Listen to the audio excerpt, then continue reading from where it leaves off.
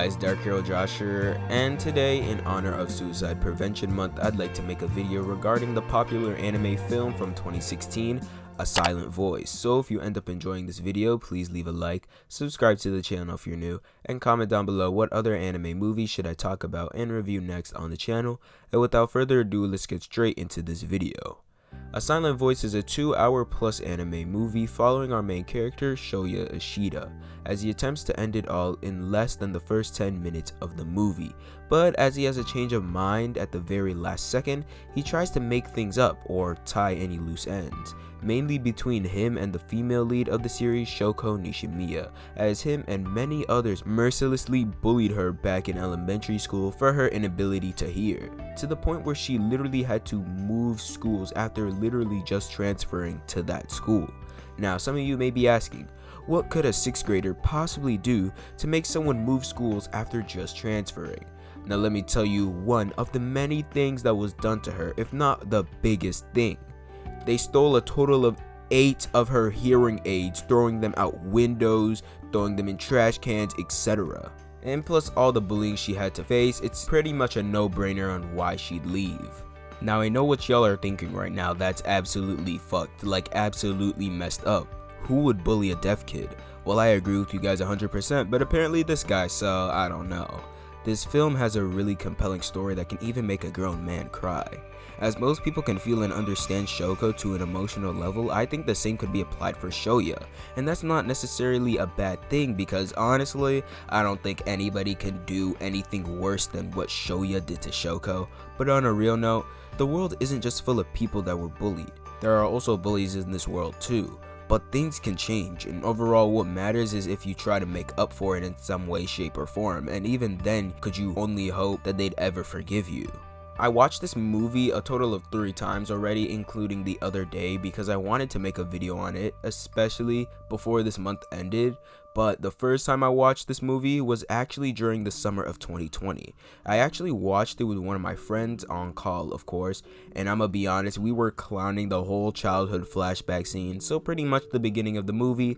But as we got deeper into the movie, the more invested we were, and the more we realized just how serious and realistic this movie was, as some themes being represented in the movie were themes like bullying, forgiveness, mental health, suicide, etc.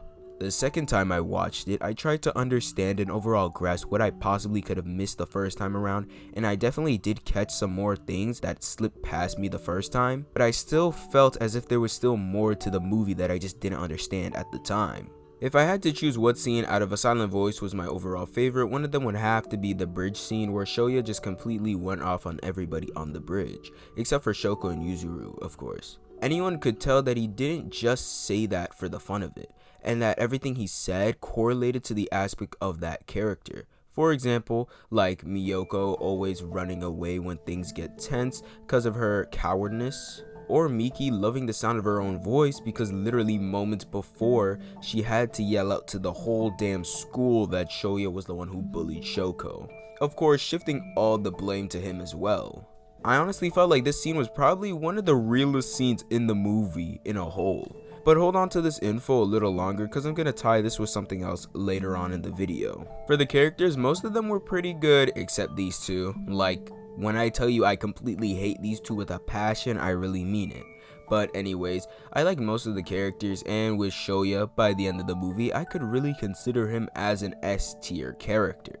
He, along with others, just felt so real, and their attitude, expressions, and decision making all felt realistic, in the sense that the thought process for certain characters didn't feel unreasonable, and it actually felt like an actual person would make those same exact decisions. I don't know if that made sense to the most of you, but for those who understand, I hope you get what I'm trying to say.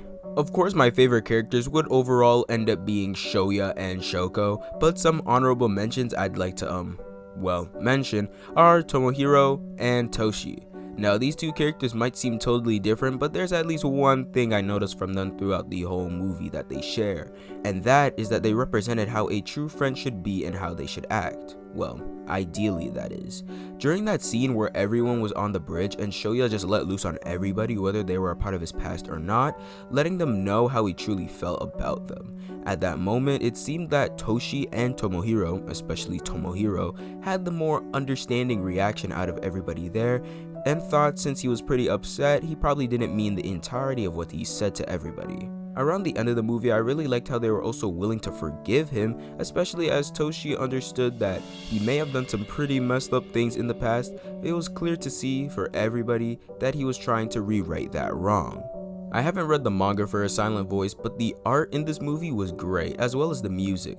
I really thought that the music was a really pleasant touch into most of the scenes that happen in the movie. I really liked how in that one scene where Shoyo saved Shoko from ending it all, it went silent. Now, it's kind of ironic how me talking about the art and the music, and one of my favorite scenes in the movie was when no music was playing, but I did think it added some sort of tension into the scene, making it seem more realistic in a sense. So I guess there is that, but I'd expect nothing less from the legendary Kyoto Animation.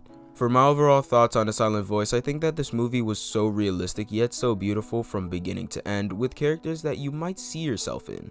Sure, you might cry, but that's the overall beauty of this film. So if you have some time to spare on your hands, I definitely recommend this movie. And with that, if you enjoyed this video, please leave a like, subscribe to the channel if you're new, and comment down below what other anime movies should I talk about and review next on the channel. And without further ado, I hope you guys have a great day and see ya.